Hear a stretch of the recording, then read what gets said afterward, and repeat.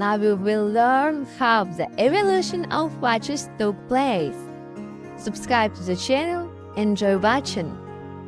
Every day you glance at the clock, on your phone, in the subway, on your wrist, almost without thinking, right? But how did people even learn to keep time? Let's rewind history thousands of years and witness an amazing evolution. From a simple stick casing a shadow to smartwatches reading your pulse, this is civilization journey. Let's begin. The sun was the first celestial timekeeper. Dawn, noon, and sunset set the rhythm of life for communities without any mechanics. The Egyptians stuck a gnomon, a simple stick, into the ground. Its shadow moved like a hand of the day's clock around a circle. Later they drew a circle with making around the stick. The first sundials were burned for priests and builders. Such clocks worked perfectly under clear skies, but it became useless to car on a cloudy day or at night. So every rain or long night reminded them we need a way to count time without the sun and without stars at all. Ancient astronomers watched the stars, but they couldn't measure minutes. Something more precise and reliable was needed here on Earth. Thus humanity turned to water and sand.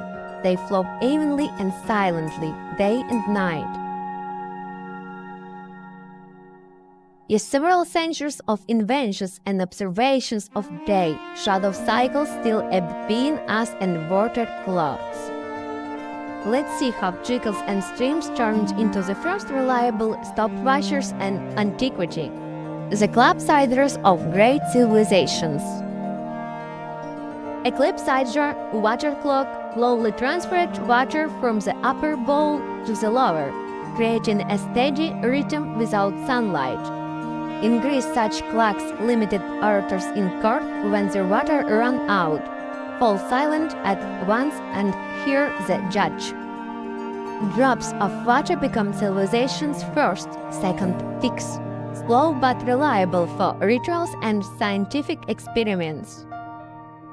Yet clopsiders needed constant air filling and leveling, troublesome for large temples and city squares. Inventors sought a dry alternative and found it in the most accessible material: fine sand flowing like water. An hourglass, two glass bulbs joined by a narrow neck. Sand poured accurately and beautifully, minutes slipped by unnoticed.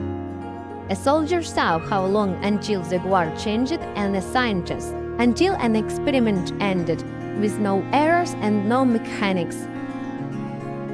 But even glass and sand wore out, grains abridged the walls, and accuracy changed over time. It was time for a completely new idea: gear wheels and springs making metal move evenly and tirelessly. In the 13th century, European monasteries assembled the first mechanical clocks, weights-pulled wheels, striking prayers every hour and night. The belfry replaced the sun's shadow. The city heard time even while sleeping, and market traders scheduled their day precisely. But such tower mechanisms often ran fast or slow. Their accuracy depended on weather, metal friction, and gears. In 1656, Christian Huygens added a pendulum. Its even swing reduced errors to seconds instead of minutes, a revolution in precision. The pendulum turns clock from bulky gadgets into scientific instruments. Astronomers and seafarers worldwide trusted them. Aristocrats' homes flaunted tall grandfather clocks, brass, carved wood, a gentle tick-tock, creating an aura of status and calm. Yet the mechanism had to be wood. Heavy weights lifted by hand, spins tensioned with a key every morning. Forget once and it lagged. Each missed winding reminded people they served the mechanism, not yet the other way around. Engineers dreamed of shrinking the works to pocket size, crafting smaller, lighter, faster, more reliable gears for every townsman. The 8th century brought pocket watches, a silver capsule, a crested lid, plus a bow sparkling steel, a micromechanism ticking. Winding the watch became a gentleman's morning ritual, like adjusting a top hat or taking a waistcoat before stepping out. They were nicknamed onions for their shape, and losing such a treasure meant disgrace before companions and salon ladies. But in the trenches of World War I, pulling a watch from a pocket was dangerous and awkward. A bullet waits for no hand maneuvers. Soldiers strapped the case to a leather band. The first wristwatches were burly, simple and practical atop a Georgie uniform. After the war, manufacturers realized the wrist beat the pocket, and fashion shifted overnight. City streets sparkled with new dials. Women's models glistened with diamonds, men's with chronographs and tachymeters, underscoring status and punctuality. Masters added complications, dates, moon phases, repeaters, a mini-universe of gears living by its own laws on your wrist. By the next revolution in accuracy and cost brewed in quartz labs, not Swiss ateliers, just wait. 1969, Tokyo. Seiko Astron first used a quartz crystal's oscillations as time's metronome, only a second of error per year. The quartz generation vibrates 42,768 times per second, and electric pulse unfazed by weather or the blows of fate. Mechanical titans lost the price war. New watches cost less than lunch, yet beat elite jeweled analogs for accuracy. By the 1918s, LCD digits appeared, alarms, chronographs, timers, a mini-computer in every school kid's pocket worldwide. Clocks stopped ticking, they blinked, beeped, and taught generations to read time in numbers, no hands, no writing. A split emerged, mechanics as jewelry, quartz as utility, both parts coexisting on today's watch market.